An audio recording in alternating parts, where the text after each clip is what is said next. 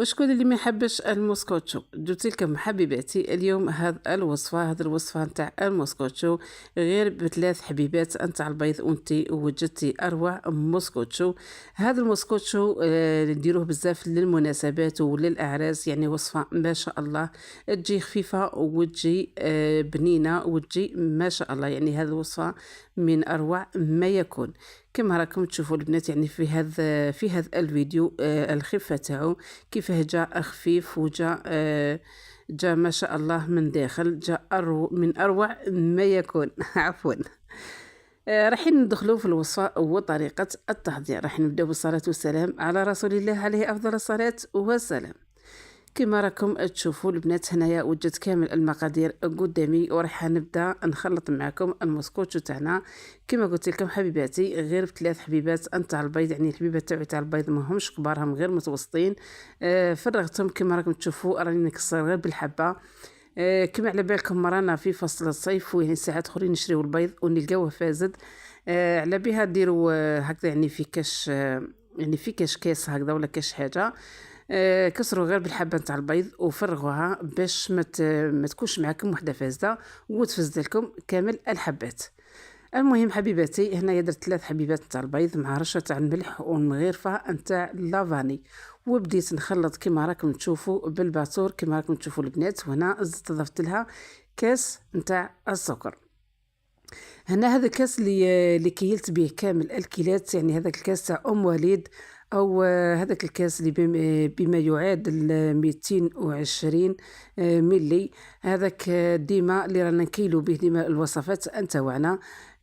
كما قلت لكم البنات درت كاس تاع السكر يعني كاس مليان، وهنايا البنات درت نص كاس نتاع الزيت، لانه المسكوتشو تاعنا اذا درتو كاس كامل راح يجيكم المسكوتشو تاعكم يعني مزيت بزاف ويجي يعني يتفتت معاكم، ما راحش يكون قطني من داخل.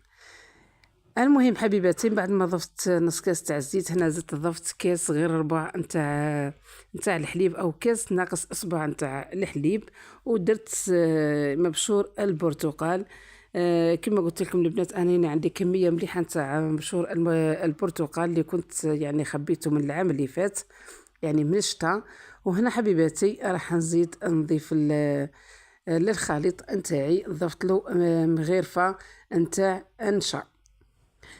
هنا حبيباتي ضفت الكاس الاول نتاع الفرينه ورايح نزيد نضيف يعني زوج ساشيات نتاع الخميره الكيميائيه. عفوا البنات هنا حنزيد نضيف مغرفه نتاع الخل، يعني نعتبروا هذا الخل يعني كمحسن للكيك تاعنا باش يجينا الكيك تاعنا طالع ويجينا مهوي. وهنا حبيباتي زدت ضفت الكاس الثاني. راح نكمل نخلط الخليط نتاعي كما راكم تشوفوا حتى نتحصل على الخليط اللي حبيته، يعني الخليط اللي المفروض اني نوصل يعني النتيجة اللي كنت حبتها. هنا حبيباتي راني نشوف الخليط تاعي راه ناقصه شوية. هنا حبيباتي راني زدت يعني قيس زوج ملاعق كما راكم تشوفوا البنات. هنا كما راكم تشوفوا راني ضفت له يعني ضفت عفوا يعني حركته بالمغرفه باش نشوف الخليط تاعي يعني القوام تاعو يعني كيفاه راهو. وهنا حبيباتي كما قلت لكم راني زدت ضفت له قيس زوج مغارف نتاع الفرينه خلطته مليح. وهنا يا حبيباتي راني موجده السنيوه تاعي اللي كنت دهنتها بالزبده ورشيتها بالفرينه وحطيتها في الكونجيلاتور وخليتها بردت معنا. هنا هذا النقطه بالذات اذا كان المول تاعكم يعني يلصق المسكوتشو ديروا له يعني هذه النقطه بالذات، يعني ديروا له كما قلت لكم ادهنوه بالزبده ديروا له رشه تاع الفرينه وحطوه في الكونجيلاتور. صدقوني البنات يعني راح تحصلوا على اروع مسكوتشو ومش راح يلصق معاكم. شوفوا البنات هنايا بعد ما خرجته من الكوشه بعد ما طاب خرجته من الكوشه كما راكم تشوفوا راني قدامكم قلبته باش يعني نوري لكم المصداقيه نتاع الوصفه تاعي. شوفوا البنات يعني هنا المسكوتشو تاعنا راهو ما لصقش معنا راهو مازالو سخون. راهو يعني شو جا ما شاء الله يعني جاء من اروع ما يكون. عفوا البنات، هنا شوفوا الكيكه تاعنا من بعد ما خرجتها كما قلت لكم وفرغتها، يعني من حيتها من المول تاعها باش تشوفوا يعني المصداقيه نتاع الوصفه، وشتوا يعني عفوا المول يعني ما لصقش معنا وما فزدناش المسكوتشو نتاعنا. هنا حبيباتي التزيين راح يكون يعني اختياري. هنايا ذوبت 100 غرام تاع الزبده، وهنا راح نضيف لها كميه مليحه نتاع الحليب. شوفوا البنات هنا راح تحسوا باللي هذيك الشوكولا تاعكم تحسوها كانها راهي فزدت معاكم، ما تخافوش منها، زيدوا لها ثاني كميه اخرى واحده تاع الحليب وراحين تتحصلوا على النتيجه نتاع الشوكولا تاعكم، راح تجي من اروع ما يكون. هنا درتها في هذا الساشي وبديت ندير في هذا الخطوط كما راكم تشوفوا هنا. يعني هنايا التزيين كما قلت لكم راح يكون اختياري، يعني كل وحده واش عندها وكل وحده واش حبت تدير او تزين المسكوتش نتاعها. انا كنت زينته كما قلت لكم بهذا الشوكولا، عطالي واحد المنظر بزاف شباب وتالمو، يعني جات المسكوتشو تاعنا بزاف بنينه كي تقسموها وتاكلوها بهذا الشوكولا.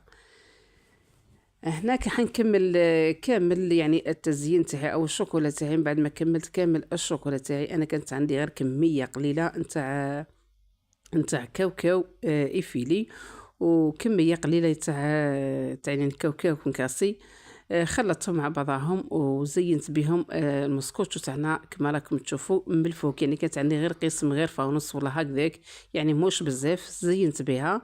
وهنا حبيباتي هاد الوريدات اللي زينت بهم المسكوتشو تاعنا وجا من اروع ما يكون. يعني هذا المسكوتشو تقدروا ديروه للمناسبات نتاعكم ولا تقدروا ديروه حتى في الاعراس، راح يجيكم من اروع ما يكون. مع هذا التزيين جا ما شاء الله.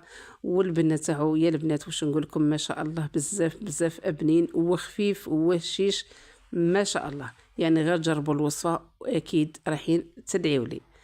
المهم حبيباتي هنايا راح نقسم لكم الطرف باش تشوفوا المسكوتشو تاعنا كيفاه جا من داخل، كيفاه جا خفيف وكيفاه جا هشيش. هذه هي النتيجة اللي تحصلت عليها. جاء المسكوتشو تاعي من أروع ما يكون، جاء قطني وجاء ما شاء الله. وهذا السر البنات، يعني هذا السر تاع المسكوتشو تاعنا باش يجينا خفيف. ما ديروش ديما الكيل نتاع الزيت كيما الكيل تاع السكر، ديما الكيل تاع الزيت نقصوا منه. يعني كي نديرو كاس تاع السكر نديرو نص كاس نتاع الزيت. نقول لكم حبيباتي فرجة ممتعة.